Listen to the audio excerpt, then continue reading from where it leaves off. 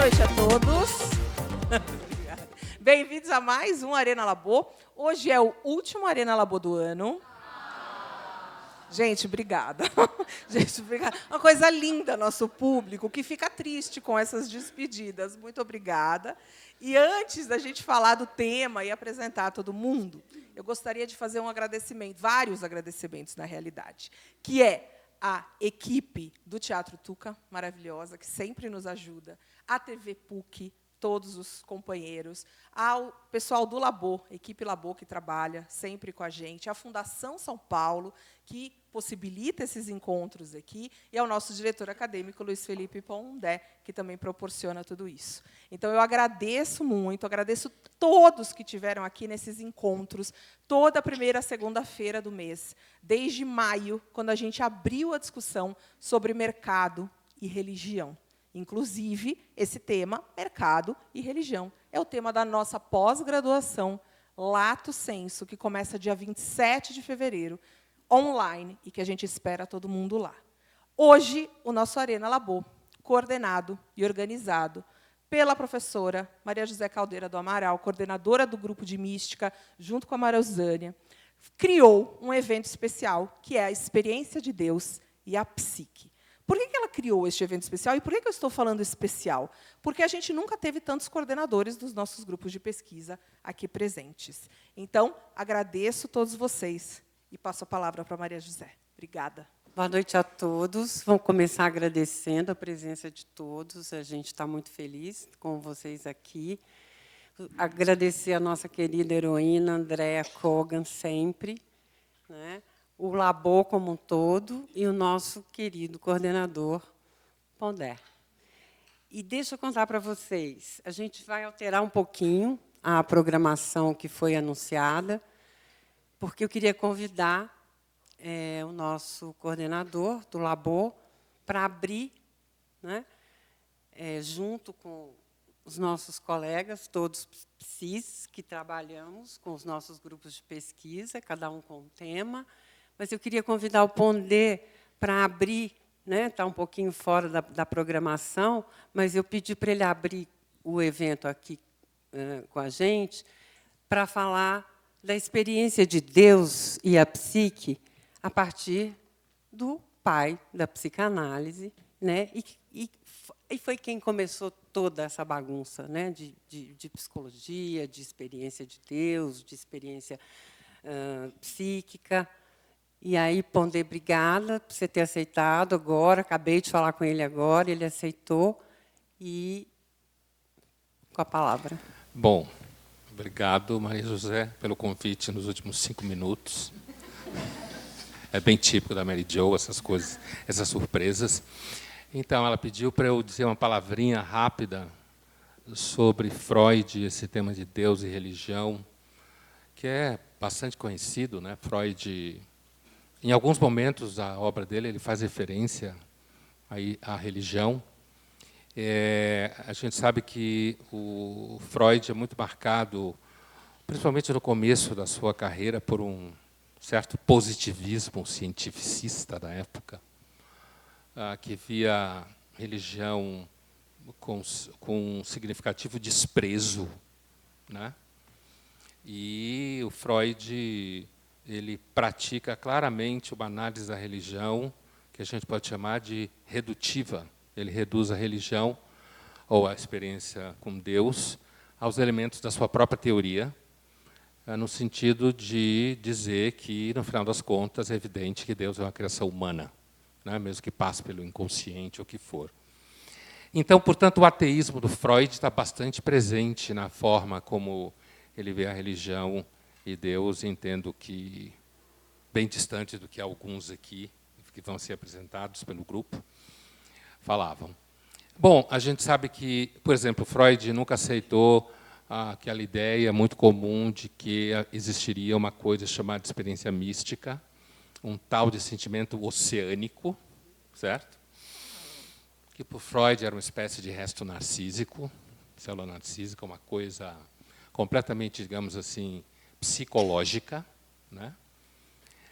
O Freud ele tem um traço que aparece, por exemplo, na fala do Heschel, que é um cara bastante estudado por aqui, né? Tem até o lançamento de um livro dele, quarta-feira, na Shalom, na Sinagoga Shalom, na Zona Sul, que é uma coisa que o Heschel fala da análise que a psicologia em geral, ele fala psychology em geral no texto dele, né?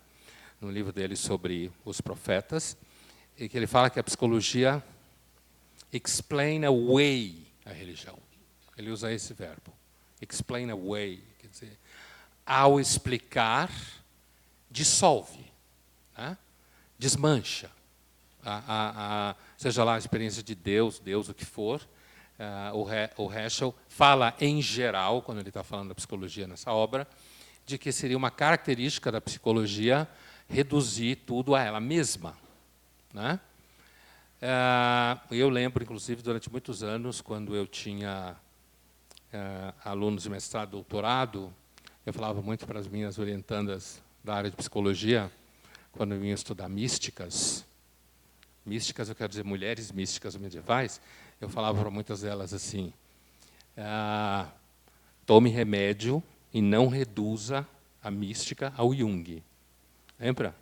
Né? Então, não reduza essa pessoa que vivia na Idade Média, certo? A uma teoria, no caso, era muito comum teoria junguiana. Então, agora tem um conceito do Freud em relação à religião, que é um conceito muito importante, é talvez um dos conceitos mais importantes nisso, que se chama de humanismo ateu, né, do século XIX e XX, que é o texto dele, Futuro de uma Ilusão, em que ele se dedica a pensar a religião de uma forma um pouco mais detida. É o parceiro do mal-estar na civilização, né? São dois textos que a gente deve sempre meio que ler juntos, né?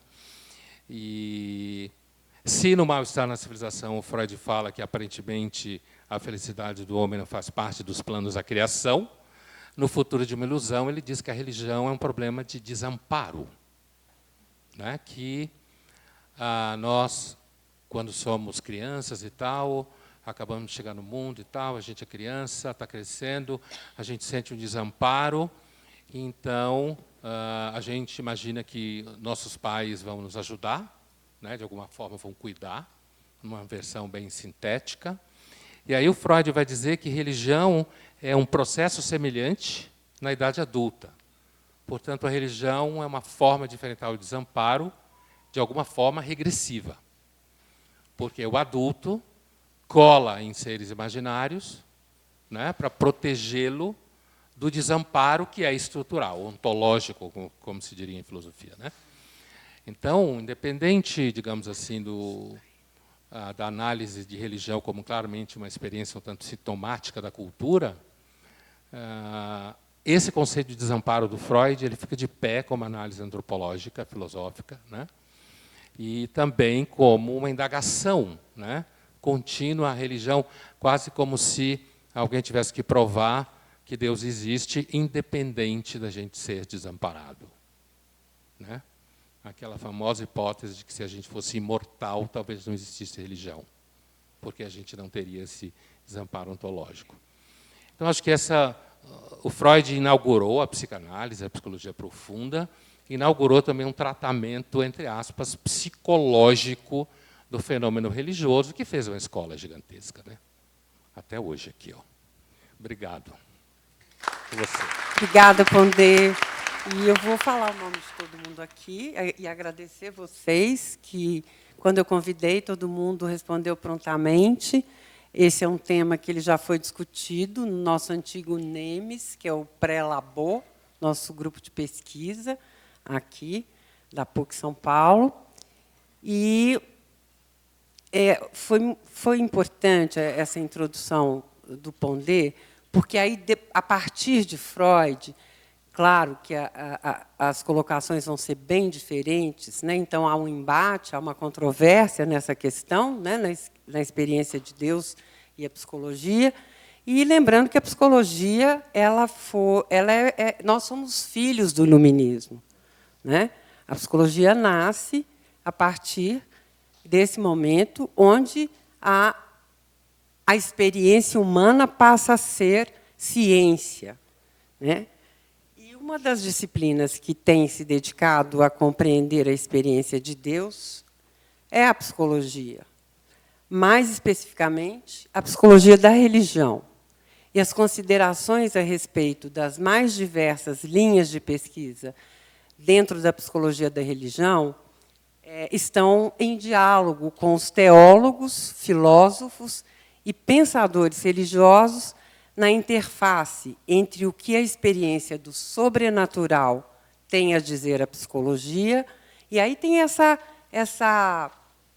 dinâmica, né? Porque a gente pensa assim, nós psicólogos, a gente vai ter uma retórica, um conteúdo para trabalhar a experiência de Deus na psique humana, mas o que a religião tem para falar para a gente? O que os teólogos falam para nós, psicólogos? Né? Então, tem uma rua de mão dupla. Né? E aí a gente tem as discussões e as reflexões a partir, não da psicologia em relação à experiência de Deus ou à religião, mas da teologia, das ciências da religião, as questões que todos esses pensadores nos colocam também. E já que o Pondé falou, né, citou muito bem o Heschel, por exemplo, já queria anunciar aqui que o ano que vem a gente vai disponibilizar um curso justamente dentro dessa polêmica, dessa discussão, a partir do ponto de vista da teologia e das ciências da religião e do ponto de vista da psicologia e das escolas psicológicas. Né? A gente vai trabalhar com essa controvérsia, né? Porque a gente acredita que ela é muito mais rica do que a gente permanecer ou em uma, né, ou em outra. E aqui, né, a gente vai falar sobre a possibilidade de encontrar, dentro dessa experiência, elementos que contribuam para a compreensão da condição humana na interseção e na fronteira com a fenomenologia, a história, a teologia, a sociologia e as demais ciências humanas. Então, aqui, os nossos coordenadores dos grupos de pesquisas, do Labor, estarão em diálogo com essas questões em profundidade, entre acordos e divergências, na configuração e investigação do caráter essencial da experiência religiosa no campo da investigação psíquica. Então, a questão principal, colocada para todos, é a seguinte: como esses autores, né, que vão ser trabalhados aqui, atravessam a questão de Deus e a psique, e como esse diálogo é estabelecido a partir do corpo teórico e prático nos autores em foco. Então, a gente vai ter a Maruzânia Dias, que vai falar sobre Lacan, a Danit Pondé, que vai falar sobre Donald Winnicott, a Lília Wurzbach, que vai falar de Carl Gustav Jung, Francisco Carlos Gomes, de Viktor Frankl, a Daniele Batagin vai falar da experiência clínica no contexto religioso, que é um trabalho que ela desenvolve há muito tempo, e, no final, a gente colocou a Cris, Maria Cristina Mariante Guarnieri, para falar de Søren Kierkegaard, justamente porque Kierkegaard já é um filósofo que vai trazer, no bojo da teoria dele, essa questão da crítica, né? Da crítica de que se a psicologia dá conta de abordar esse tema ou não. Tá? E a gente vai... vou começar aqui. Vamos começar seguindo aqui uma sequência mais ou menos cronológica, a partir do surgimento dos pensadores e das suas teorias. A gente começa com a Maruzânia Soares Dias, falando sobre Lacan. Obrigada, Maru. Obrigada por esse convite. Boa noite a todos.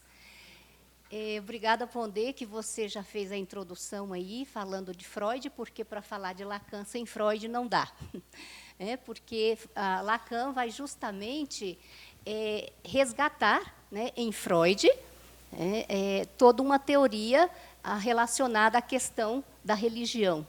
né, dessa vivência que, como o Pondé já nos trouxe, quando Freud apresenta essa questão do abandono, né, dessa criança que, inicialmente, é super protegida, né, tem todos ao seu redor, né, fazendo tudo por ela, e, de repente, ela se encontra, né, num mundo onde as coisas vão acontecendo de uma forma que não há uma resposta totalizadora. Então, essa criança passa, né, a se sentir abandonada, o que o outro quer de mim, porque o outro não cuida de mim, o outro me odeia, o outro me ama. Então, essas questões todas vão permeando a vida do sujeito. E, quando Lacan, né, que ele diz, vocês se dizem lacanianos, eu me indigo freudiano. Então, mas Lacan, na verdade, avança, né, na teoria freudiana, e isso é muito importante para a nossa pesquisa, né, dentro da religião. E quando Lacan retoma especialmente 2 textos de Freud, Totem e Tabu, e Moisés e o Monoteísmo, 3 ensaios, né, ele vai retomar porque, na construção que Lacan já está fazendo da sua clínica, ele vai dar um avanço, vai dar um passo, porque ele vai dizer que não é, nesses textos de Freud, né, por exemplo, vamos pegar o Totem e Tabu. O Totem e Tabu, só recordando rapidamente, né, nesse mito criado por Freud, é um mito que nos traz muito presente esse pai, né, que é um pai que tem todas as mulheres, né, da sua tribo, e os filhos, em um determinado momento, se revoltam porque o pai possui todas as mulheres e eles nenhuma. Então, os filhos, nessa revolta, matam o pai, né? E, para Lacan, o mais interessante que vem aí não é tanto a morte desse pai, da horda primeva, mas a culpa que esses filhos vão sentir. E, por meio da culpa, eles passam a amar o pai. E, nesse amor ao pai morto, é que vem justamente a criação, né, da lei. Eles começam a internalizar essa lei paterna. E isso, essa lei paterna internalizada, nos traz aí a noção, né, do conceito, né, em Édipo, ali, toda a interdição do incesto. Então, já não é mais o abandono que vai ser o fundamento para a questão religiosa, mas passa a ser a questão do incesto, né, da proibição. E, com esses passos, Lacan ele vai, né, trazer aí uma queda dessa imagem do pai, desse pai todo onipotente, e, com essa queda, né, surge o que Lacan vai dizer, que é uma construção do próprio Lacan, o nome do pai, com letras maiúsculas, nome do pai, né? Então, esse nome do pai é que vai nos introduzir nessa conexão com a religião, dessa busca do ser humano por algo perdido, né?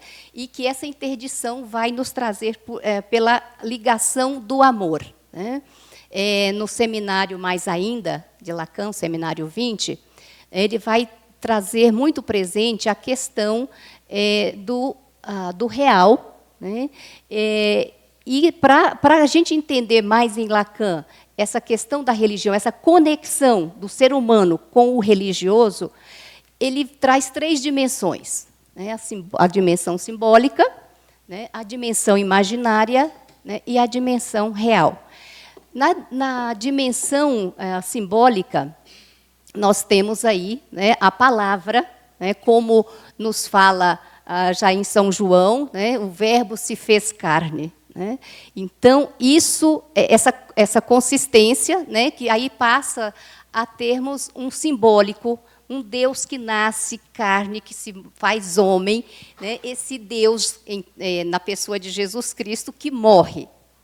Então, aí Lacan vai trazer a morte de Deus, né, porque Jesus, ele mesmo vai dizer, quando ele está na agonia, na iminência da sua entrega a Pôncio Pilatos, ele vai dizer o quê? Pai, por que me abandonaste?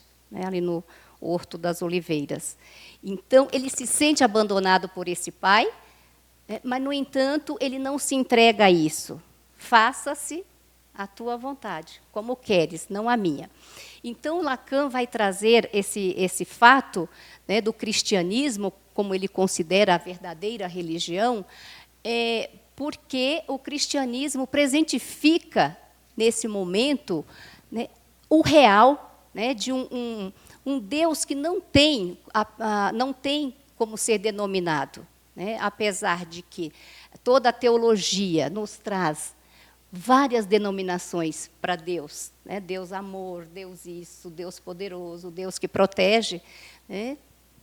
Ao mesmo tempo, nós vamos ter uma outra vertente, que nós temos o conhecimento por meio dos místicos, né? E Lacan vai trazer, em sua teoria, os místicos para nos falar desse real, disso que escapa ao simbólico, disso que escapa ao imaginário, né?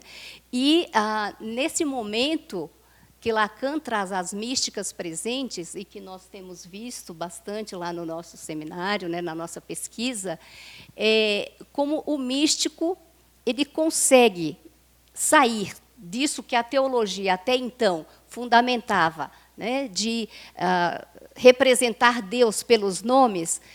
Os místicos, em geral, vão pela teologia apofática, ou seja, a teologia negativa, que dispensa todas essas nomeações, porque vai de encontro ao vazio.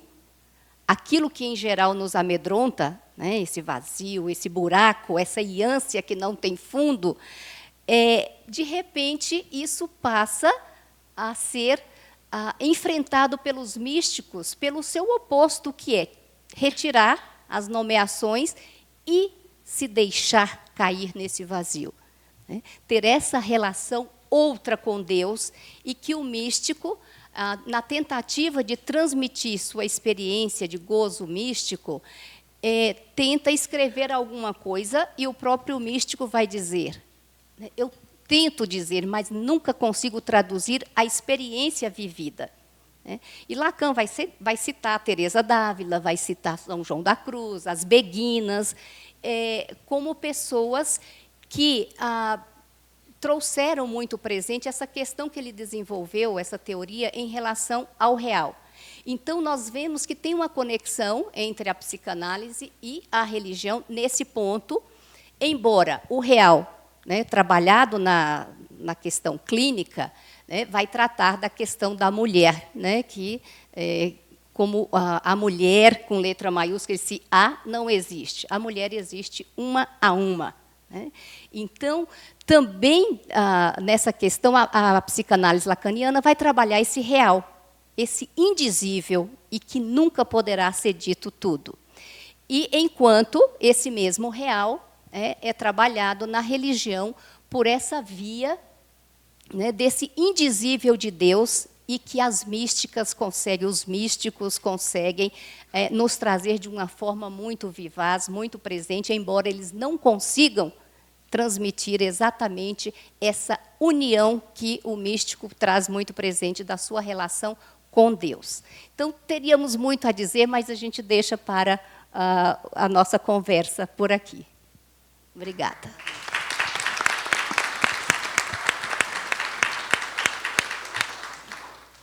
Querida Danite, falar para a gente do Winnicott e a experiência de Deus. Então, boa noite, obrigada pelo convite, Mary Jo, Pondé, Kogan e todos aqui presentes. Então, me coube, né, aquele meu arroz e feijão do Winnicott, né? É o meu arroz e feijão, né, porque a gente pensa, dorme, clinica. E o que é muito, talvez não tão conhecido, de Winnicott, né, esse psicanalista inglês, então, nessa linha da pesquisa psicanalítica, né, que ele era um homem religioso, né, e um dos biógrafos dele, um dos principais biógrafos dele, que é Robert Carr, vai escrever um grande livro com minúcias e detalhes sobre a vida dele. E tem uma passagem que eu encontrei assim por acaso, que é a ideia de que o Winnicott fazia saraus na casa dele, né? E entre esses momentos culturais, o Winnicott era muito ligado nas artes, em todas as produções culturais. Então, ele tinha como um convidado o Graham Greene, que escreveu o romance Fim de Caso. Para quem não assistiu o filme, eu não vou dar spoiler, mas é muito interessante porque, nesse romance, o Graham Greene ele conta sobre a sua conversão, né, a ser um homem religioso. Ele era um cético. O episódio que eu vou contar para vocês brevemente é que acontece entre o casal protagonista, né, no filme Julianne Moore, lindíssima.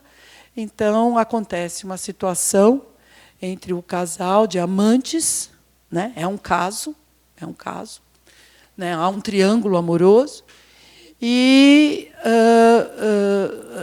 Julianne Moore, né, a protagonista, ela era muito religiosa, enquanto seu amante era muito cético. E aí, em determinado momento, ela reza por ele, né? E aí ele, que estava morto, né? Eu contei o milagre, vai. Ele que estava, dei spoiler, desculpa. Ele que estava morto, ele ressuscita, né?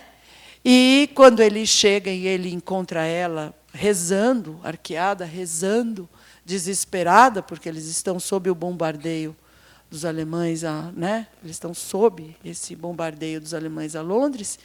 Então, ele fala assim, mas o que você está fazendo? Ela fala assim, eu estou rezando. Ele fala assim, mas você acredita nessas bobagens?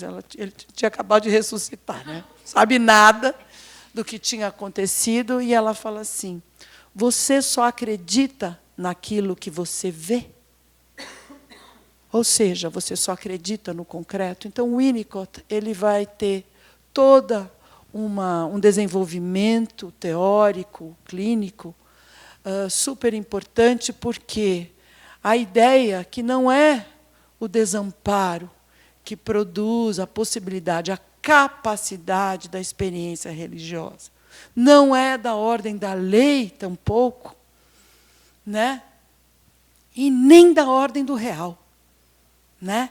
É da ordem onde, nesse caminho ao longo do desenvolvimento maturacional, numa relação dual, porque recebeu os cuidados suficientemente bons, que é o conceito importante da maternidade, ou na cuidadora principal, ou de quem for, né, esse cuidador, né? A ideia é de que, através desse cuidado, né, que existem dois modos desse cuidado. O cuidado mais objetal, né, quer dizer, fornecer aquilo que é necessário, em termos dos cuidados, daquilo que, né, o bebê necessita, mas tem o conceito de mãe-ambiente. Essa mãe-ambiente, ela não oferece só os seus cuidados objetais, ela fornece um modo de atender às necessidades desse bebê. E é através dessa junção, né, que vai se fundando no bebê, nesse novo indivíduo, uma possibilidade de acreditar. Então, a experiência religiosa para Winnicott é uma experiência de capacidade, é uma experiência positiva, que vão ter diferentes usos. Existem os usos mais consoladores, existem os usos mais pela ordem da lei, faz isso, faz aquilo, porque sustentam, são apoiadores, mas, de qualquer modo, a gente está falando de alguém que, por conta desse processo, ele tem uma capacidade de acreditar em algo, e este algo, quando se chega na integração, que é a ideia do ponto primeiro básico, né, de saúde para o Winnicott, é você poder chegar à realidade, de que você é. Eu sou. Vejam bem, eu sou é aquilo que Adonai, Deus, tem outros nomes, fala, né, quando ele se declara, eu sou aquele que é. Então, para Winnicott, né, todo indivíduo, quando se integra numa pessoa, se reconhece dentro da realidade, com consciência de si mesmo, como um existente, ele declara exatamente isso, eu sou. E, a partir daí, funda-se o monoteísmo, porque ele pode projetar no céu aquilo que existe. Ou seja, né, para fora, porque ele se integrou em um e Deus é único. Só uma breve introdução de alguém que pensou bastante sobre a religião como Winnicott. Obrigada, gente. Obrigada, Denise.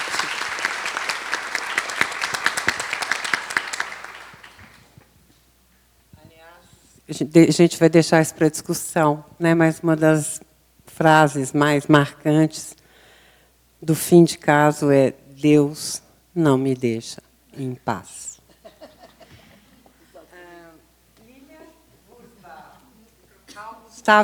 Lilian Wurzbach, Carl Gustav Jung. Lília, você. Obrigada. Obrigada pelo convite, Maria José. Obrigada a todos aqui pela participação. Obrigada ao Pondé, à Andréia, enfim, a todos presentes. E vamos lá no Jung, né? Bom, algumas coisas já foram ditas a respeito dessa experiência religiosa, né, e da figura de Deus. O ponto de partida de Jung é um pouco diferente. Ele parte do coletivo. Ele parte da experiência enquanto pertencente à coletividade humana, né? Então, ele vai analisar a partir desse universo que ele observa a partir da sua erudição, nos próprios, desde o homem primitivo, enfim, ele vai observando ao longo da história, nas diferentes culturas, em diferentes momentos, em diferentes épocas, né? Eu queria destacar duas frases bem provocativas que ele diz. Perguntado sobre o que significa Deus para ele, um destinatário de uma das cartas que ele escreve, que ele responde em 1951, ele diz que ele não pode falar sobre o que significa Deus, a não ser a partir da sua própria experiência. Então, ele fala que a experiência de Deus é uma experiência universal. Independente do nome que se dê a esse objeto, é uma experiência universal. E mais ainda, ele diz, é uma experiência universal que só é obscurecida por um racionalismo imbecil ou por uma teologia igualmente imbecil. Então, por aí a gente já vê, isso foi epígrafe, inclusive, da minha tese de doutorado, né? Por aí a gente vê o que ele significa, né? Mas eu vou um pouquinho mais além. Depois disso, ele participa de uma entrevista na BBC de Londres, que ficou bastante famosa, e que foi perguntado, né? Mas, doutor Jung, o que significa Deus? O senhor acredita em Deus, afinal? Isso é falado bastante. E ele responde, eu não preciso acreditar, eu sei. E isso não foi entendido. Então, o que ele quis dizer com isso? Eu sei, eu conheço, I know, né? Foi o verbo utilizado, significa que a experiência é aquela experiência do que a gente tem, né?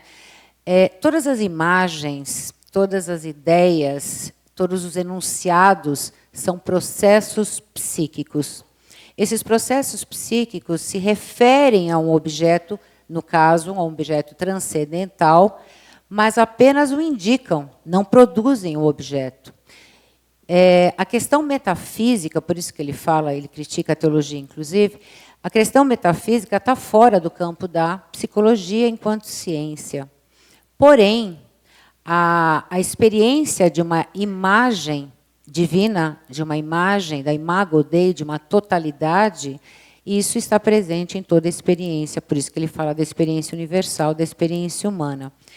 É aquele bendito, né, conceito que ninguém entende, que é de arquétipo, certo?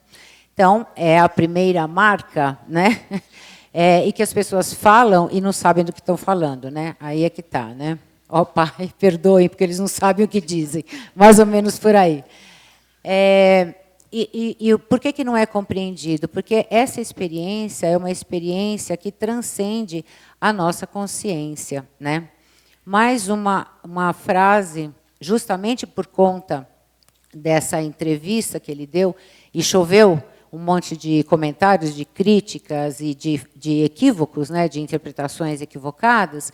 Então, ele, numa carta de 1960, logo no começo, logo depois, inclusive, janeiro de 60, logo depois da entrevista, ele diz assim, eu chamo de Deus tudo aquilo que atravessa as minhas intenções de forma violenta e inesperadamente, que transtorna todas as minhas visões subjetivas, todos os meus planos, e que muda a minha vida para melhor ou para pior. Ou seja, todo o substrato psíquico, matriz de todo o desenvolvimento humano, aquilo que ele denominou de inconsciente impessoal ou coletivo. São estruturas básicas que nos permitem ter experiências tipicamente humanas. E a experiência de Deus, dessa totalidade, não importa o nome, pode ser Deus, Alá, Zeus, o Deus trinitário, como ele diz, né, do cristianismo, mas o nome não importa, importa essa experiência, que é tipicamente humana. Como ele lembra, né, Tertuliano diz que a alma é essencialmente religiosa, portanto, a psique, a função básica da psique é essencialmente religiosa, não no sentido de uma fé instituída, né, como ele diz, não no sentido da dogmática, mas no sentido que Cícero trouxe à luz, quando ele diz que o religio, né, o religere, significa uma atenção cuidadosa a algo que é transcendente, a algo de uma natureza diferente que o ser humano sempre chamou de divina. É essa experiência que marca o nosso desenvolvimento, né? Quando o Winnicott fala da totalidade, do uno, né, é exatamente o desenvolvimento psíquico nos leva de um início indiferenciado, nessa totalidade indiferenciada, com todas as estruturas que nos permitem, né, o desenvolvimento, potencialidades, e que depois, de diferenciados, volta a esse uno como totalidade integrada, exatamente daquela que eu sempre falo que o Winnicott era junguiano e não sabia, né? Mas, enfim. Ou vice-versa. Mas ele é mais velho, né? Então, é isso, gente. Acho que isso é o básico para a gente poder abrir aqui a nossa discussão, certo? Muito obrigada. Obrigada, Lília.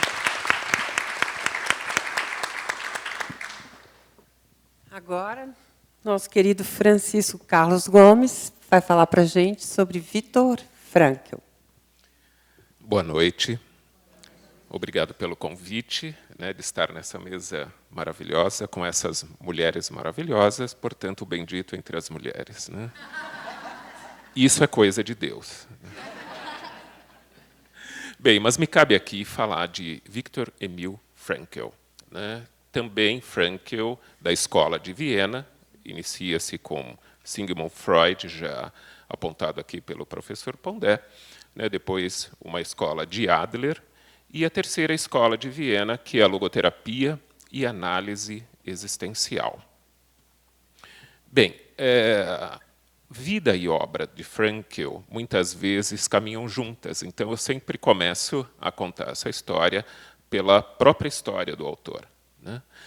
E o que ele pensa, né, nesse meio de caminho, a princípio da religião ou de Deus. Né? Então, Frankl, um psiquiatra e neurologista, nasceu em 1905, faleceu em 1997, então bastante recente, historicamente, mas contemporâneo. E como, né, a maioria das pessoas debatem, né, a grande questão de Viktor Frankl é a realização de sentido na existência. Então, o Frankl, para pensar essa ideia de pessoa e a própria psique, ele pensa numa formulação biopsico-socio-noético. Então, vamos lá. Vamos a esse caminho, esse monte de letrinhas. Bio, porque é necessário ter um corpo, né? Ou seja, um corpo que também adoece. Então, essa perspectiva de nós falarmos desde o momento do início da vida até a finitude dessa vida, né? Ou seja, esse período existencial que Frankl se debruça muito particularmente na questão dos atendimentos clínicos, e ele deixa para o pós-morte a ideia de suprassentido, onde debate com os teólogos, né, como um sentido universal. Dentro dessa perspectiva, então, frankliana, né, onde esse noético, numa tradução, seria espírito, mas não necessariamente religioso, a ideia do campo de concentração, onde Frankl passou por 3 anos durante 4 campos de concentração. Então, fazer aqui um pequeno recorte, né, nesses 5 minutos. Dar uma atenção maior a Theresienstadt, que hoje é na região da República Tcheca, um campo de concentração, um gueto de trabalho forçado. Muitas vezes o Frankl questionava, então, essa questão da existência humana, né, ou seja, e do para quê da existência humana. Então, Frankl não pergunta por que da existência, mas para que nós vivemos. E isso é importante nessa perspectiva, vamos dizer assim, mais da autotranscendência. E quando, então, Frankl estava nesse campo, ocorreu uma passagem porque ele foi com a família para os campos de concentração, ou seja, foi levado para os campos de concentração, né? Ou seja, forçado àquela situação. E numa passagem específica em Theresienstadt, onde ele passa numa barraca e encontra o pai dele nessa barraca. E aí, voltando um pouquinho, quando Frankl é levado para os campos, ele era médico, ele leva com ele uma ampola de morfina, né, que ele imaginou que poderia usar em algum momento, e isso seria útil numa determinada situação. E essa situação chegou quando esse pai estava muito doente, com várias pneumonias, e ele sabia que esse pai iria morrer em breve. E ele usa essa ampola, que ele guardou, né, secretamente, conseguiu fazer isso, e aí ele traz essa questão de uma pergunta, não o que eu espero da vida, mas o que a vida espera da gente, ou seja, o que a vida espera que eu faça. Então, todo esse movimento que a gente pode pensar do ponto de vista de um Deus, seria um Deus-ação, seria um Deus que realiza, seria um Deus nessa perspectiva de realizar valores na vida. Então, Frankl vai nessa direção, até mesmo porque quando passa por esse momento, né, do impacto do campo, para a sobrevivência nas piores condições humanas. E a soltura, porque quando ele sai, estava tudo cinza. A vida não tinha cor. Essas cores lindas, né, que nos acompanham aqui. Não tinha cor, era tudo cinza. Então, essa ideia do o que nós vamos fazer depois que a vida nos testa dentro desses limites. Não quando as coisas estão bem. Não quando a gente está com saúde, mas é quando a vida nos pressiona e essa ideia de que eu preciso, então, né, ir em direção para realizar algo de valor, algo novo. Bem, numa discussão com um teólogo, Pinchas Lapid, que depois essa entrevista entre Frankl e Pinchas Lapid se transforma num livro chamado A Busca de Deus e o Questionamento sobre o Sentido, o Pinchas Lapid faz uma perguntinha para o Frankl que eu achei genial. Ele diz o seguinte: você orou dentro dos campos de concentração? E o Frankl responde com uma pergunta, que é própria dos psiquiatras e dos psis, né? devolvemos com uma pergunta. E onde não? Ou seja, em que momento eu não orei na existência?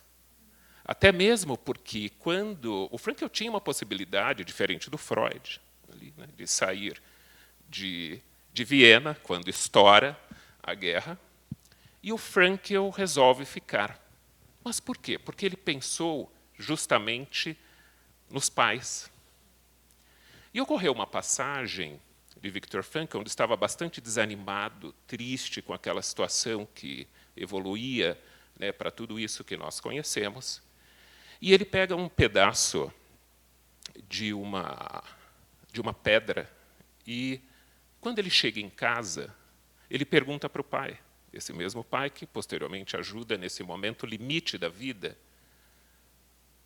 que letras são essas aqui, nessa pedra? E o pai olha aquela pedra e diz a ele: só há um ensinamento em que existe essa letra: honrar pai e mãe. Aquilo bastou para Frankl, ou seja, como um sinal de que deveria ficar para cuidar desses pais até o fim. Portanto, pensando nessa linha, e aí uma visão mais antropomórfica, testei para falar essa palavra, porque às vezes ela não sai, né? A ideia, não de um Deus totalitário, mas a ideia, pensando ainda dentro do modelo psiquiátrico e psíquico, que o mais importante é aquilo que está por vir, ou seja, a ideia de um futuro próximo. O que a vida espera que eu realize, o que a vida espera que eu faça. É essa conexão com esse noético, né? E ele usou essa palavra, justamente para não usar espiritual e se confundir com o religioso, que a logoterapia e a análise da existência, ou uma análise existencial, nos coloca frente sempre a essa questão. Principalmente, como eu falei, nas situações mais difíceis, ligadas ao sofrimento humano. Aquela ideia de que a vida possa não ter sentido. E ele cunha um outro termo chamado neurose noogênica. Uma neurose com essa relação de que a vida não teria sentido. E não um sentido específico. Ou seja, não é encontrei o sentido, posso ir para a rede tranquilo, porque está tudo certo. Não, mas o sentido do momento, o sentido da realização. E depois, nas discussões, até quero trazer uma colocação junto com a Lilian, né, porque o Frankl diz que esse noético não adoece. O que adoece é o corpo. O que adoece é a psique, né, ou a psique. O que adoece é o social, sociedades adoecidas. E nós vimos isso e vemos isso o tempo todo nos dias atuais. Então, eu gostaria de, né, com essa breve colocação sobre Viktor Frankl, depois debater com os colegas para a gente ver aquilo que se aproxima e aquilo que se distancia, mas sempre nessa perspectiva de cuidar do humano. Acho que essa ideia do modelo dos psicólogos, principalmente, vai por esse caminho. Quem estuda psicologia, quem cuida, e eu tenho mais de 30 anos de prática clínica, gosta de gente. Acho que isso é importante para a gente pensar, né, nessa dimensão, né, não só da transcendência do indivíduo, mas ajudar as pessoas num processo de autotranscendência. E autotranscendência não quer dizer um traço narcísico, eu só penso em mim, mas é a capacidade de pensar no outro. Que eu acredito que é isso que falta no mundo atual. Né? Ou seja, num mundo onde o olhar está sempre para você mesmo, ou para suas realizações, ou para os seus brilhos. Não que isso não seja importante e que, em algum momento, a gente possa, enfim, vivenciar isso, mas é a ideia de que existe algo além de mim. Existe algo ao meu lado, algo que eu preciso desenvolver de forma conjunta. Então, vamos debater mais para frente. Muito obrigado.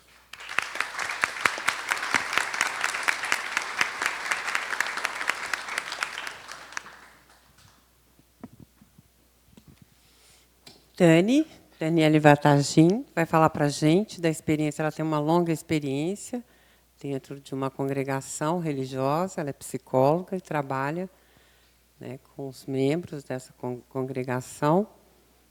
E vamos ouvir você. Coube a mim falar do prático, né? Tanta teoria sobrou para mim o prático, que não sei se é tão fácil assim, Maria José, porque assim é um trabalho muito fino e delicado, porque cada indivíduo traz uma experiência diferente, né? Existe diferentes experiências, né? A experiência de Deus, ela é uma, com Deus ela é outra, para Deus ela é outra, uma experiência mística é diferente. Então, quando a gente está trabalhando, fazendo o trabalho que faço há 20 anos já, dentro não de uma congregação, mas eu já trabalhei em umas 5 ou 6, em dioceses, em mosteiros. Então, assim, a gente tem uma dimensão muito plural dentro da Igreja Católica, por uma questão do fundamento daquilo que se acredita em cada congregação, em cada instituição. Então, quando a gente fala de Igreja Católica, a gente acha que é tudo a mesma coisa, mas não, né? Existe um exemplo, né? Os padres redentoristas, eles vão estudar um Deus da redenção, ao passo que os padres salvatorianos vão trabalhar a ideia de um Deus salvador, né? Então, assim, cada instituição ela vai trabalhar um perfil de Deus diferente. E aí, dentro desse trabalho, com os seminaristas, né, e com os monges, que aí a gente pega rapazes de 16, de 17 anos que tem todo aquele vigor da relação com Deus e da experiência de Deus, uma vontade de colocar tudo em prática. E a gente pega um monge de 40 anos que vai procurar um monastério por outros motivos, né, por outras questões, e num grau de maturidade de vida diferente, a gente encontra uma busca por Deus diferente. E aí foi a preocupação, né? Trabalhando dentro desse espaço, se a gente cai na psicologia pura, né, sem encostar na filosofia, sem encostar na teologia, a gente, de fato, vai fazer uma devastação, né? A gente vai, de fato, colocar tudo e psicologizar a experiência de Deus, né? Porque assim, é muito fácil cair nesse espaço, né? Foi dentro dessa busca de não cair nesse erro que eu conheci a Maria José, a Cris, né, que eu fui fazer a pós com vocês de experiência de Deus, né, e a psique no COGEAI, aqui na PUC, foi aí que conheci o Pondé, que fui estudar a relação da angústia com a fé, né, porque assim, existia algo muito intrigante ali naquele movimento, né, dos seminaristas. Até depois, estudando o Nelson Rodrigues me mostrou uma coisa, né, que eu acho fantástica, que Deus está nas coincidências. E a gente vai vendo dentro do perfil, né, daqueles meninos que vão trazendo aquelas histórias de vida, né? Quantas e quantas vezes eu escutei essa coincidência de a gente vai fazer a anamnese, vai passar na história de vida, e conta que, quando criança, brincava de ser padre, né? Então, assim, isso é muito recorrente, né? Então, assim, hora ou outra a gente esbarra com isso, né? A formação da vocação, ela perpassa, eu acho que muito mais tecida, né, e moldada, forjada, Chico, no sofrimento que você estava dizendo, do que, às vezes, até numa estrutura familiar que deu, né, e que proveu e que sustentou aquele indivíduo que se encontra com o sofrimento e encontra nesse sofrimento uma possibilidade de Deus, ele faz uma entrega extraordinária, né? E aí se vem algumas falas, né, eu converso com Deus, eu falava assim, é psicótico, né, tá alucinando, né, tá doente. E não, calma, não é por aí, né? É lógico que às vezes tem os que estão alucinando e que de fato estão muito doentes, mas esse conversar com Deus, essa tensão, né, diferente ali, me intrigou, que me fez buscar estudar. Estudei muito Viktor Frankl, porque o Papa João Paulo II diz que a gente tem que estudá-lo, né, para trabalhar dentro da igreja, né? Mas eu encontrei um outro teórico, que é o Amadeu Centini, que eu acho que é fundamental as ideias dele, né, no sentido de temos que, de fato, gerar um processo de autoconhecimento para esse sujeito, né? Temos que fazer um trabalho realmente de recorte da vida dele e de reconstrução da vida dele para que ele consiga se integrar e encontrar um caminho para se tornar um modelo de santidade no mundo. Né? Então, o Amadeu Centini trabalha muito dentro dessa direção, muito inspirado em Viktor Frankl, e todos esses teóricos aqui que estão conversando, faz parte do trabalho dele, né? E ele diz, né, que para ser um religioso você precisa trilhar um caminho, né? A gente tem na Igreja Católica uma passagem ali no rito da Eucaristia que fala com Cristo, por Cristo e em Cristo. E o Amadeu Centini fala que para você ser religioso você tem que fazer com amor, por amor e no amor. Acho que é isso. Obrigada, Dani. Cris, Maria Cristina Mariante Guarnieri, Soren Kierkegaard. Ela me ensinou a falar. Ela que sabe falar o nome dele. Eu treinei muito. Eu me lembro a primeira vez. Primeiro, boa noite a todos. Obrigada, Pondé, Andréia, mas principalmente você, Maria José, a trazer esse tema que a gente começou a pensar lá atrás, né? E que fez história, ela lembrou aqui, e que eu acho que é muito bom estar aqui hoje com vocês todas, dividindo esse espaço com todos, o bendito também. Tinha esquecido. Coisa de Deus, né? E falar sobre uma paixão, porque é uma paixão, né? Eu trabalho com Jung, mas eu tenho uma paixão, eu sempre brinco isso, né? Meu amante é a filosofia, com o amante a gente tem mais prazer, e eu geralmente tenho muito prazer em falar de Kierkegaard, né? Que é mais ou menos assim que a gente deveria falar, Søren Kierkegaard. Mas ficar falando Kierkegaard há muito tempo começa a errar a pronúncia, porque eu acho que ninguém sabe, diz o Vals, que é um grande estudioso e tradutor de Kierkegaard, que ninguém fala de dinamarquês que não seja o dinamarquês, né? Ele, o próprio. Porque é impossível, né? Então, eu acho que eu acabei me relaxando um pouco e despreocupar um pouco a ideia de saber dinamarquês, né? Se eu pudesse, é dificílimo apresentar Kierkegaard em 5 minutos. A obra dele, de 42 anos, tendo ele começado a escrever muito moço, é enorme. A minha imaginação me leva a pensar que Kierkegaard acordava escrevendo e dormia escrevendo. E eu descobri que era mais ou menos isso mesmo. E à noite com uma vela. Eu não sei se ele é anterior ao grupo que aqui se apresentou, muito anterior. Ernest Becker dizia o seguinte, que 100 anos antes de Freud, Kierkegaard apresentou uma psicologia, né, a Van Laletta, como a gente diria, né, que traria aquilo que o pensador, o cientista Freud sistematizou. E hoje, ouvindo vocês, eu achei que Ernest Becker tinha razão. Na verdade, era óbvio que ele tinha razão, porque Ernest Becker é outro grande pensador. Mas hoje, na prática, eu vi isso. Eu poderia pensar cada um das falas aqui e dizer, Kierkegaard tratou isso. Tá?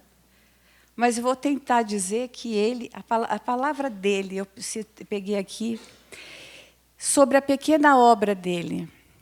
A pequena obra dele, só por título, tem uma página da minha tese citada, né? Eu escrevi tanto que tinha o título, o primeiro parágrafo e depois uma ideia do que era a obra dele, na nota de rodapé.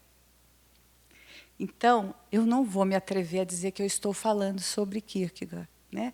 Eu só estou querendo lembrar que esta pequena obra, diz ele, né, que é quando ele vai escrever o ponto explicativo de minha atividade literária. Isso é importante, que ele diz que ele salvou a vida dele escrevendo.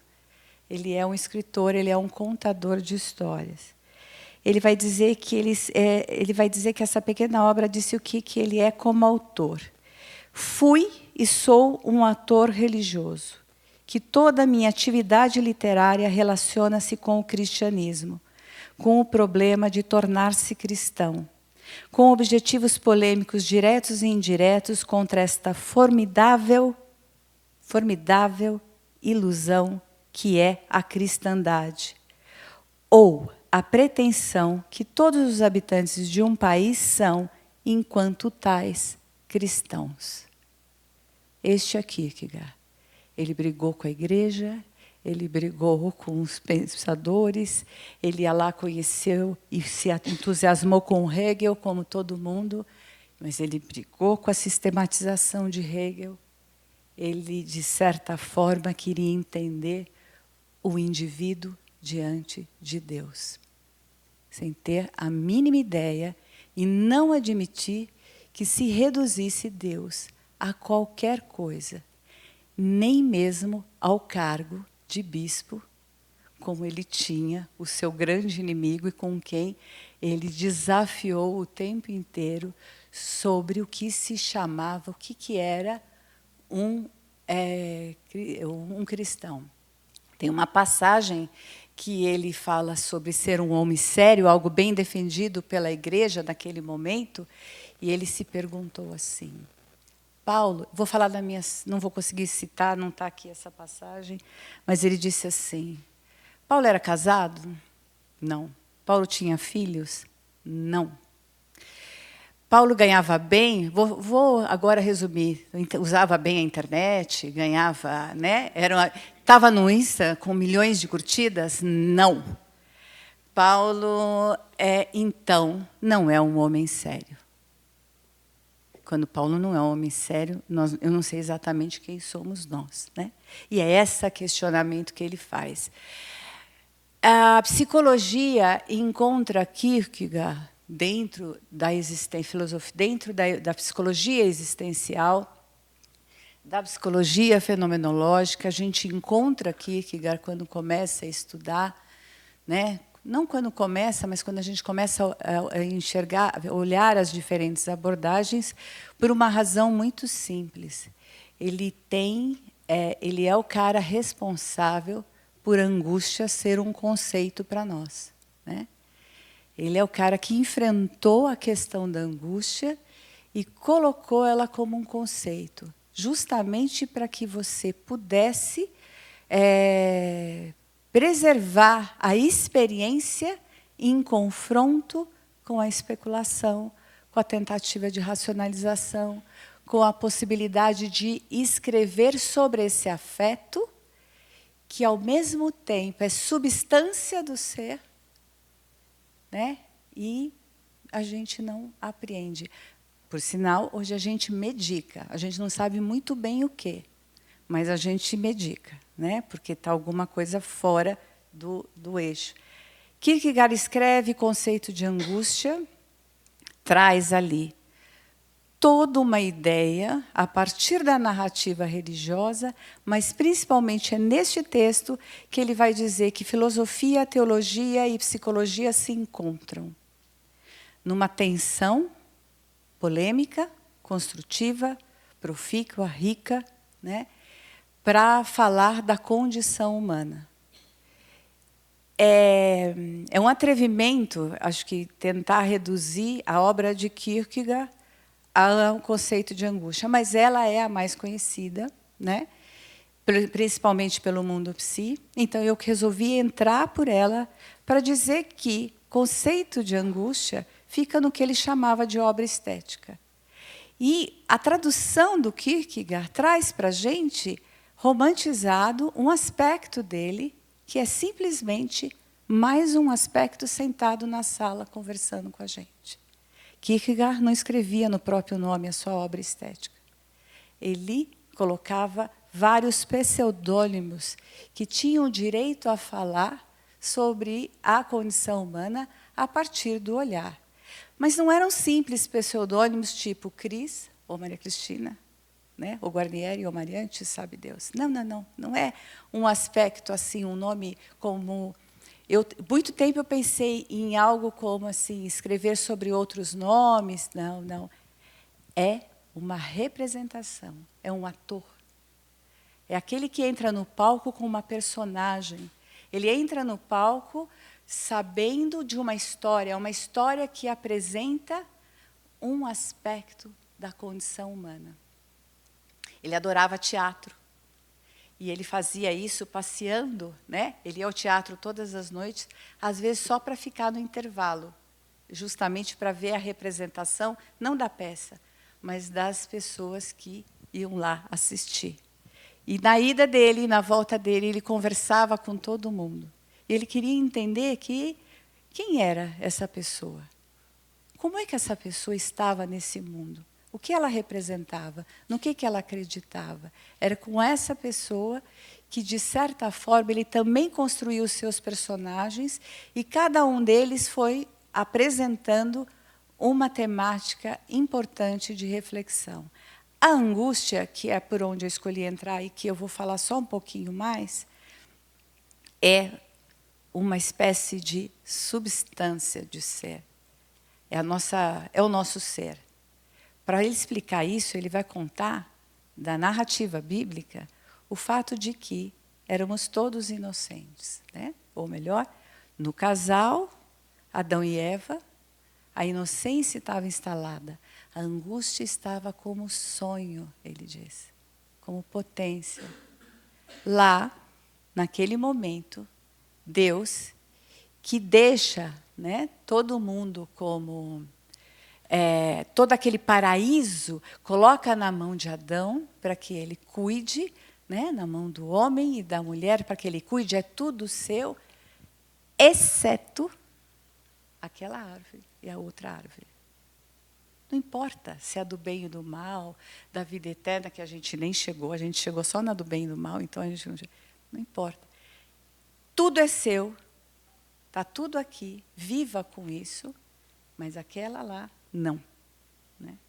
Nesse momento, ele cria o interdito. E tentando ser igual a Deus, o homem, pensando nesse lugar, acabou escolhendo, né, a árvore, comer o fruto. E aí, pecou.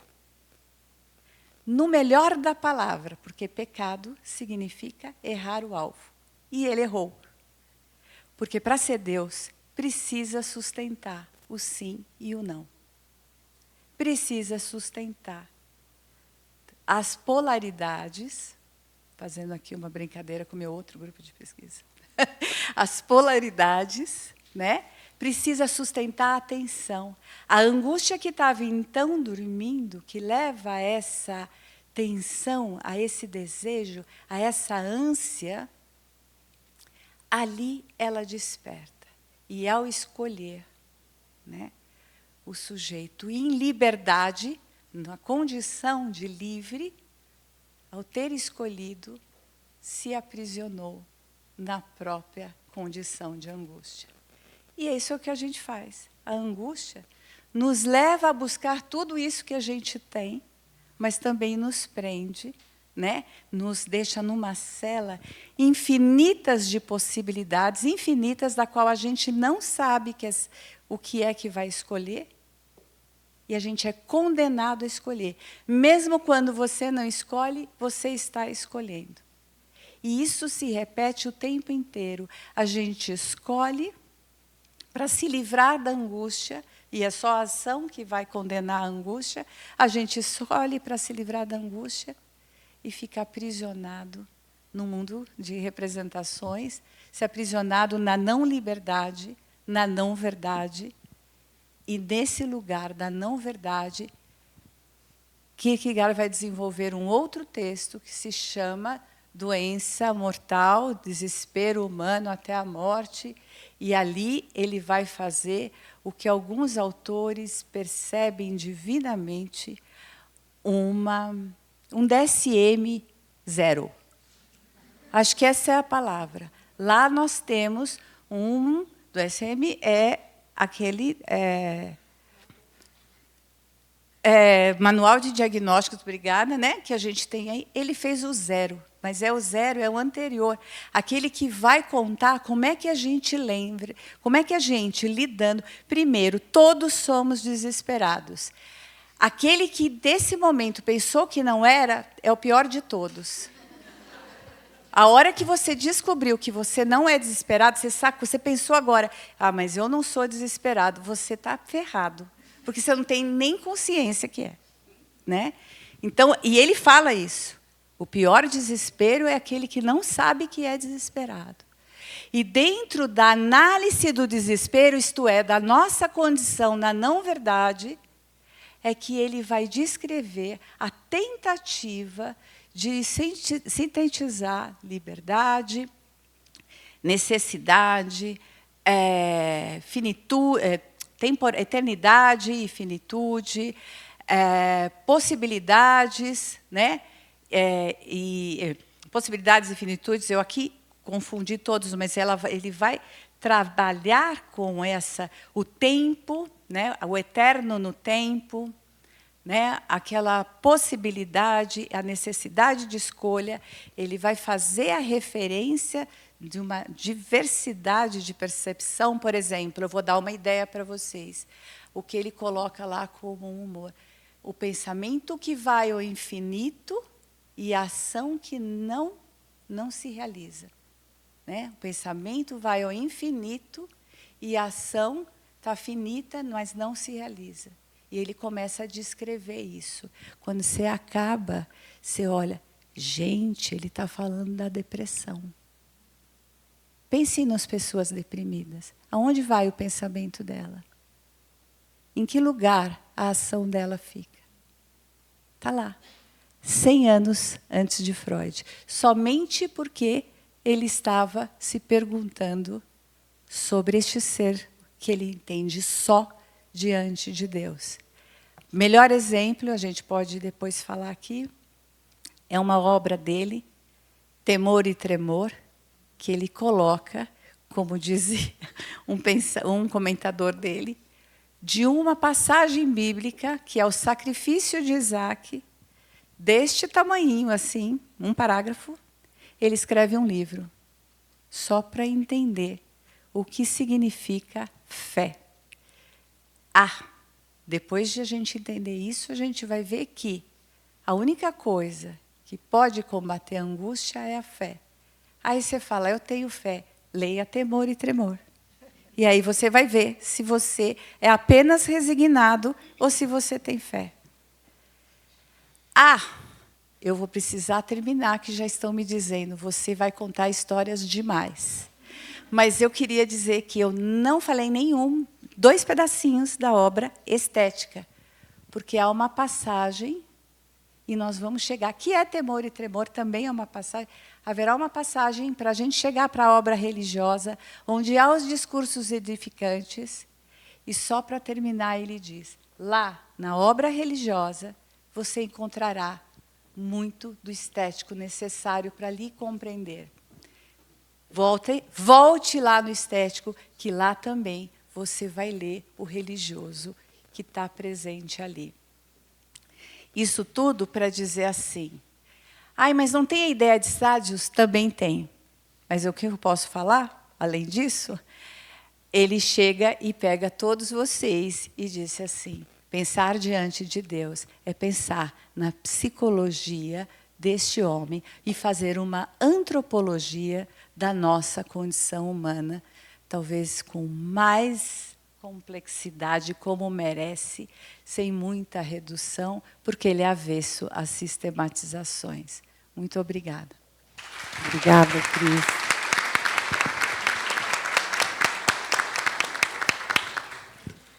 Gente, acho que essa ideia foi muito boa, né? Eu estou aqui embasbacada com todas as falas. E agora a gente teria uma discussão entre a gente, aberta, mas não vai dar tempo. Né? Então, a gente vai abrir para as perguntas. Eu só queria dizer o seguinte, eu acho que por esse aperitivo que a gente teve aqui, e pela consistência dele, a gente vai bancar um curso sobre a experiência de Deus e a psique no próximo ano, no Labor São Paulo. Por favor, hein? Já fica gravado, né? Já fica concreto, fica prometido.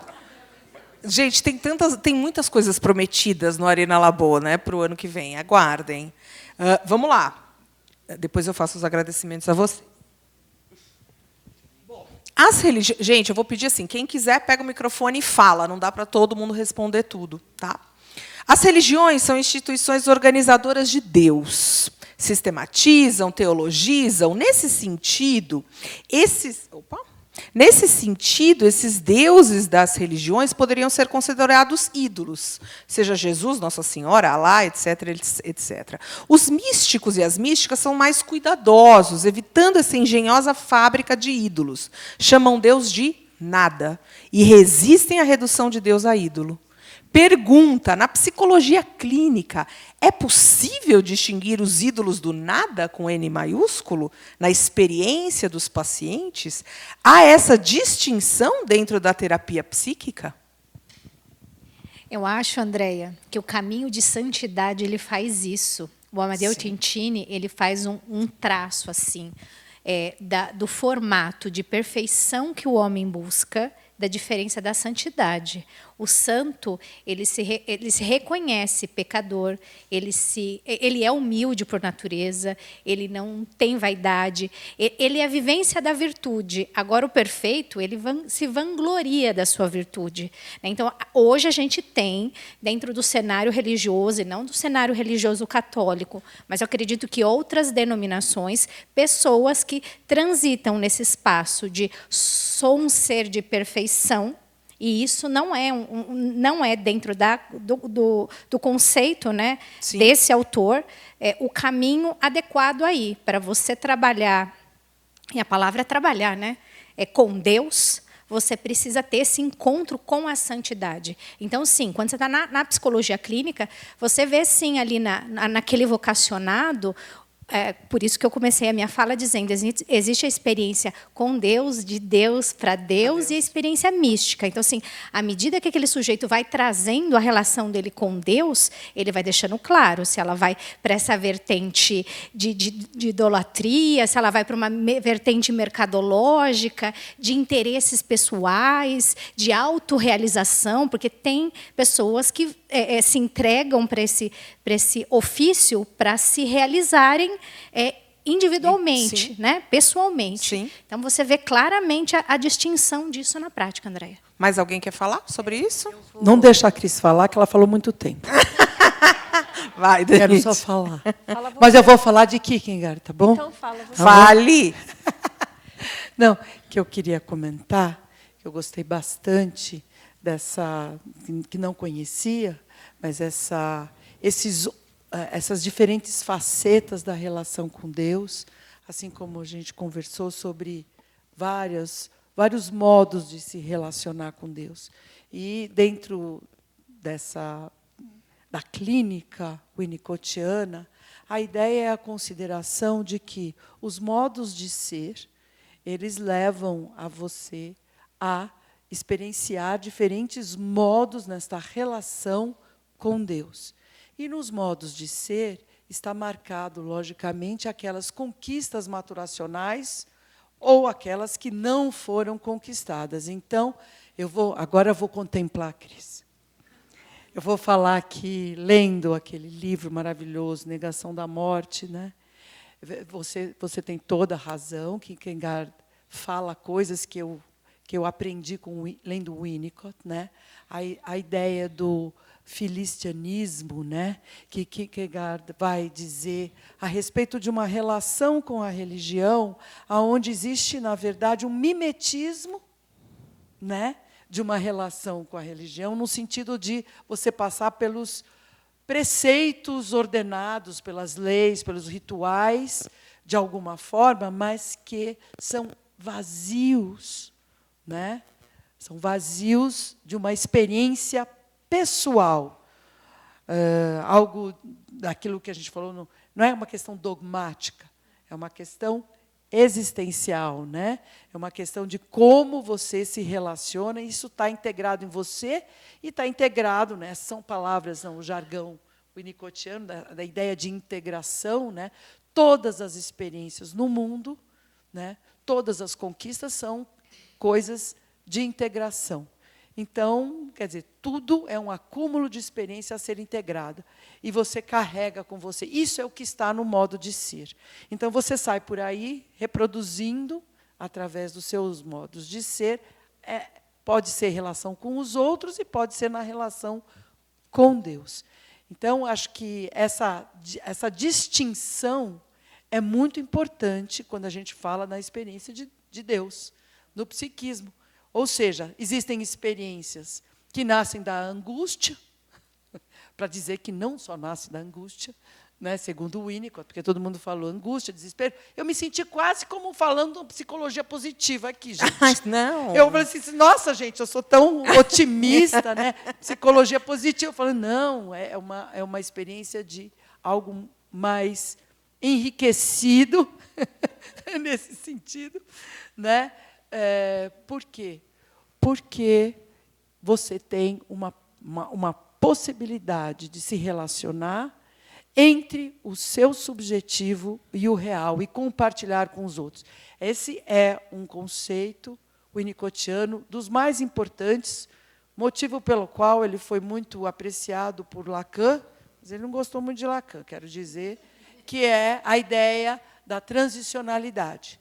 Quando você não precisa decidir se alguma coisa é real ou não é real. E a religião, a arte, a música, qualquer tipo de arte, entra nesse lugar intermediário, né?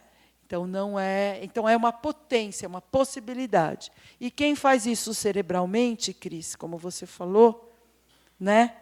Ele não está, ele faz pelo cérebro, ele não está num todo, né? E é por isso que eles pensam, né? Ele quer alguma coisa, mas ele não consegue chegar lá. Ele está dissociado, né? Clinicamente falando. Ou desesperado. Desesperado porque está dissociado. Sim, sem né? dúvida. Porque você está inteiro, é você ter esperança, é você acreditar, é você poder consertar as coisas, e assim por diante. Ter sentido. Eu só ia dizer que, só completando, a experiência do próprio Kierkegaard, né, a vida dele, dedicado a trabalhar, é contrária ao que ele chamava, né, da cristandade ali, é contrária da experiência de fé, né? Então, ele mesmo, de algum modo, brigou com toda essa estruturação que separa o indivíduo dessa experiência, né? Fala, Maru. Quanto a essa questão, né, que você nos apresentou aí, é muito interessante, porque esse nada, né, me parece muito consistente. E um nada muito consistente está recheado de muitas coisas, de muito simbólico, de muito imaginário. E, na verdade, não se trata, me parece, nesse caso, do vazio, né, que Lacan vai tratar, do vazio que os místicos vão chegar. Né? Em geral, quando um paciente, um analisando, chega dizendo, sinto um vazio imenso, né, em geral, precisa dizer muito desse vazio, porque está muito povoado por muitas coisas. E somente no final de análise, em geral, é que se chega realmente a esse vazio, né? Você deixar cair, né, todas as consistências, deixar cair o grande outro, né, para depois criar algo novo com tudo isso. Então, o vazio, né, que os místicos nos trazem é um vazio que exige um caminho. Né? Quando a gente lê cada místico, existe uma caminhada para cada um, para desvaziamento do eu, desvaziamento daquilo que aprendeu, desvaziamento do próprio Deus. Né? Como a Marguerite Porete vai dizer, ela chegou um momento que ela falou, agora consegui, agora eu me esvaziei, agora meu eu não existe, acabei com tudo isso, porque agora só tem espaço para o amor de Jesus, né? Esse amor, Jesus ela chamava de amor, né? Com letra maiúscula, esse amor, e quando ela se depara de que esse amor que ela está dizendo que está vivendo era mais uma consistência, né? Porque ela pergunta, e se o amado não me amar, eu vou suportar? Então, aí ela percebe que está criando consistência. E, mais uma vez, ela dá mais um passo para retirar tudo, até mesmo o amado. Então, é um caminho, né, místico para se chegar a um vazio, né, daquilo que os místicos nos trazem no seu gozo. Perfeito. A Maru citou a Marguerite, eu pensei nela também, achei essa pergunta muito interessante. E tem uma passagem, eu não vou saber falar exatamente como ela falou, assim como as outras, também da Idade Média, Mestre Eckhart, todos a gente teria um exemplo, mas ela vai dizer que Deus assegura e guarda a própria maldade dela, e ela pede a Deus que Ele continue assegurando a própria maldade, que ela não pode viver sem a própria maldade. E a outra mística medieval, Matilde de Magdeburg, vai dizer, como pode, Senhor, a minha miséria ser do tamanho da sua bondade? Eu acho que essas duas frases se articulam para responder um pouco essa pergunta. E o que a Dani falou, quer dizer, o santo, né, para os moralistas, o santo é aquele que é o que é diante do juiz. Não é como nós, que não somos o que somos. Sim. Falando, eu precisava fazer uma piada, porque Danite já levantou a bola para mim para falar da psicologia positiva. E aí a gente faltou, Maria José, chamar um coach aqui, não é? Para falar da experiência mística de Deus, tipo andando em brasas, aquelas coisas. Mas, enfim, gente, é só Café com Deus. Né? Exato, um monte de coisa aqui. Vamos lá. No geral, a existência de Deus nos permeia todo o tempo, mas, no geral, são nos momentos calamitosos e desafiadores que a maior parte de nós lembra ou recorre a Deus. Às vezes me questiono se o mal do mundo também não seria uma artimanha de fortalecer essa conexão com o divino. Seriam os desafios da vida como um aspecto de aprimoramento do ser humano e de fortalecimento da conexão? Quais essa conexão com os desafios, né, de cada pensador? Quem quer falar? Deus é um lance de dados, segundo a Danite, com Graham Greene. Deus não nos deixa em paz. Aliás, não deixa em paz os ateus, né, também. Bom, a questão... Está ouvindo? Sim. Tá. Essa questão do mal, né, é uma questão que atravessa a obra junguiana, é uma questão importantíssima. A discussão dele vem da pergunta dos gnósticos, né, de Basílides, de onde o mal, e atravessa toda, culminando, inclusive, no Resposta a Jó.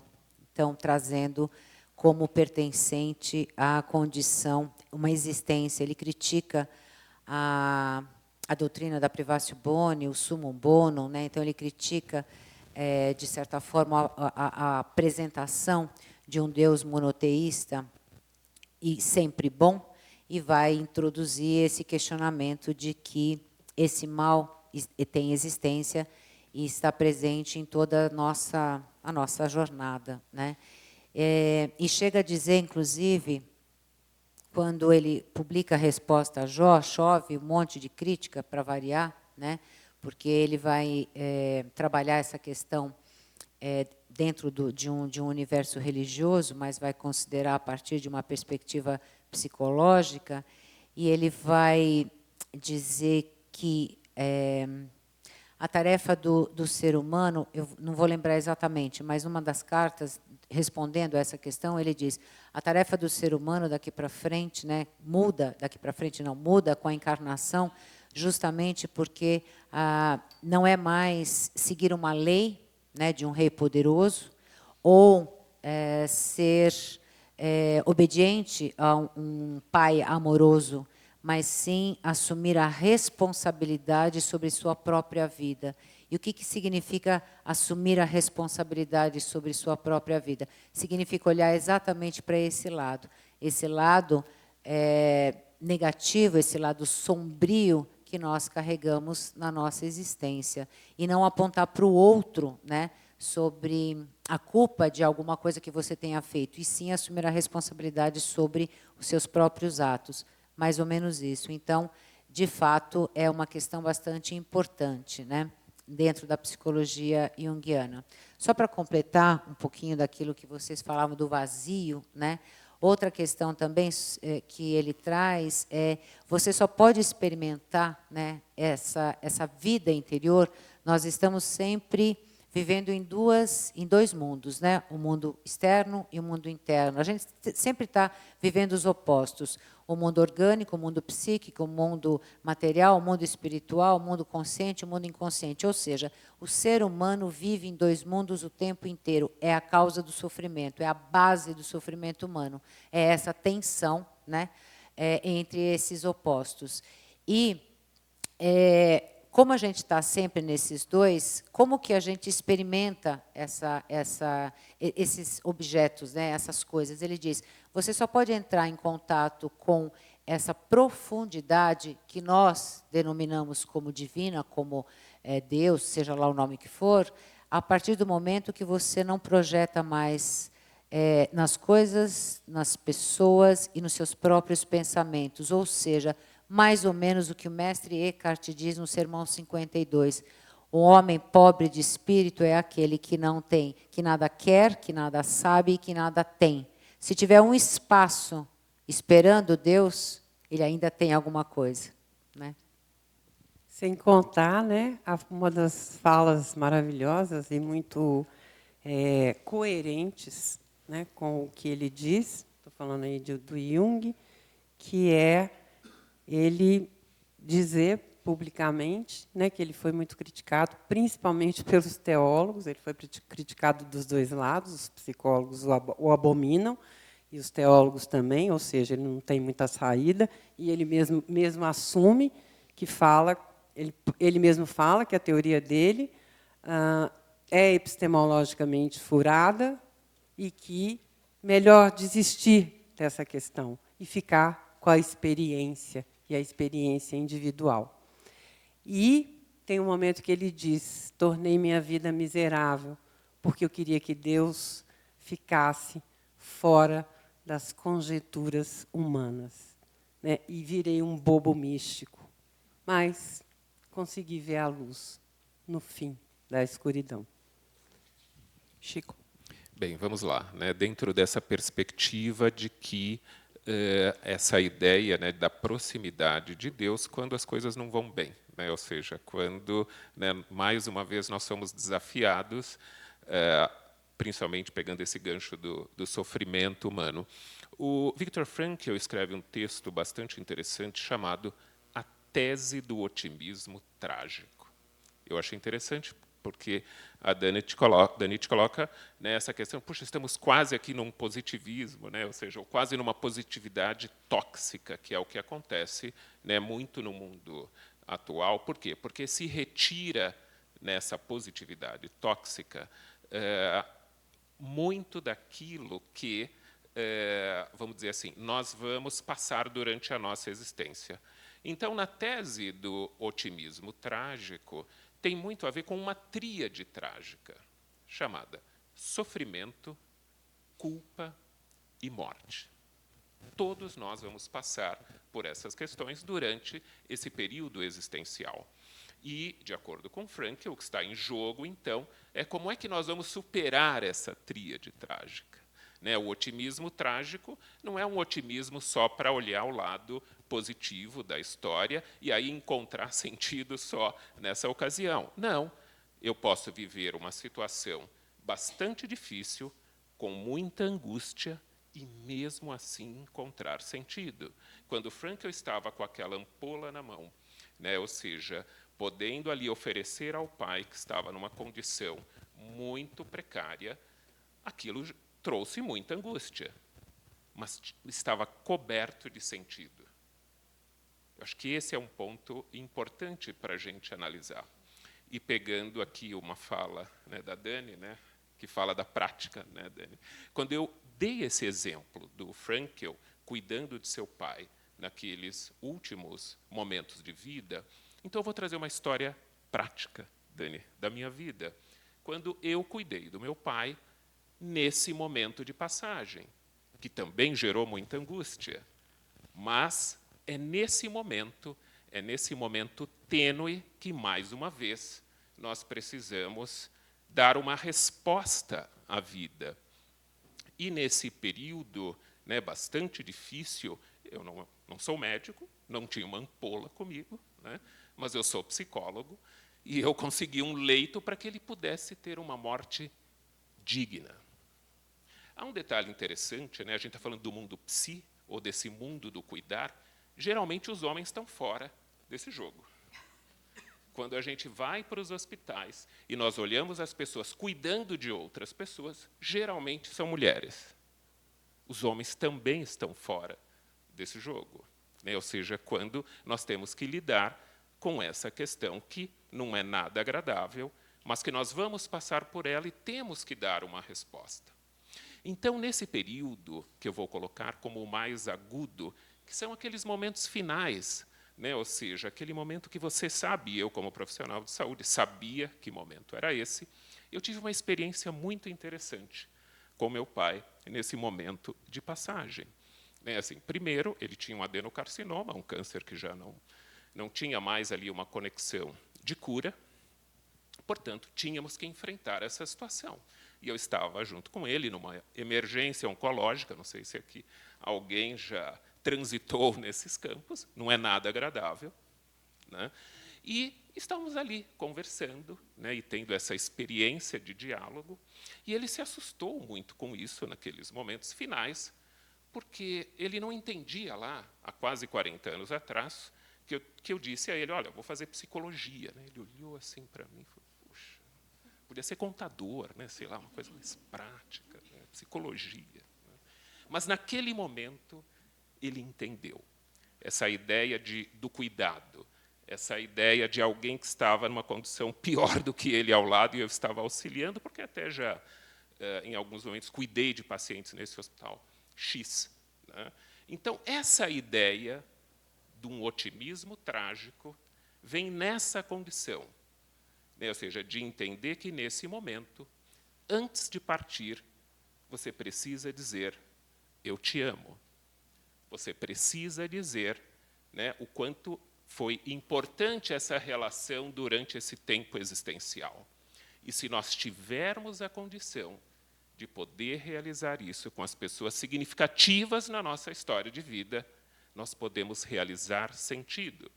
E, às vezes, com algum vazio, né, como o Frankl aponta como um vazio existencial. Não necessariamente uma patologia, né, não há um vírus de vazio existencial, mas uma condição que está cheio, né, esse vazio está cheio de coisas e que precisam ser ditas. Às vezes, as coisas ficam presas na nossa garganta. Então, essa coragem de dizer e de realizar nos permite encontrar sentido, mesmo nas piores condições humanas.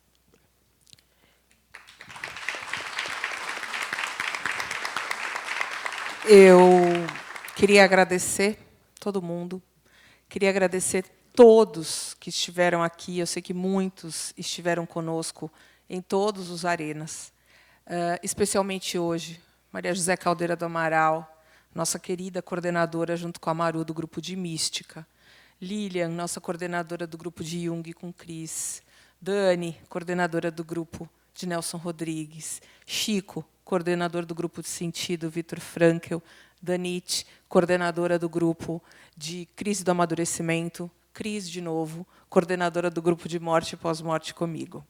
É muito especial a gente acabar com vocês essa primeira temporada do Arena, que foi pensada de uma forma muito interessante e cuidadosa para a gente discutir temas contemporâneos. Eu agradeço também especialmente Karine pelas flores que sempre estão aqui conosco, embelezando os nossos convidados, não é mesmo? E a nossa equipe, Labô, Lourdes, Luíse, Ruth, Flavinha, Heraldo, Annelise, que estiveram com a gente em todos esses momentos, a todos os nossos coordenadores, que também vêm, além de participar aqui, estão aqui também sempre, André, por exemplo, que está aqui, e todos os nossos pesquisadores, principalmente, que sempre estão conosco. É uma alegria ter vocês aqui com a gente o tempo todo. O Arena Labô volta o ano que vem, em um outro formato, de um outro jeito, mas volta. Eu queria convidar todos também para a semana que vem. A gente vai ter o nosso encerramento do semestre, como a gente sempre faz, que é o Seminário Labô de Verão. E o tema que a gente lançou, que todos os grupos vão participar, é como estar ao mundo daqui a 10 anos. Então, vai ser via Facebook. Entre no Facebook do Labô, a gente vai ter mesas na quinta e na sexta, dias 13 e 14 e 15, Andréia, 14 e 15, certo? Agradeço a todo mundo, Fundação São Paulo, Luiz Felipe Pondé, e obrigada. Até a próxima. Tchau.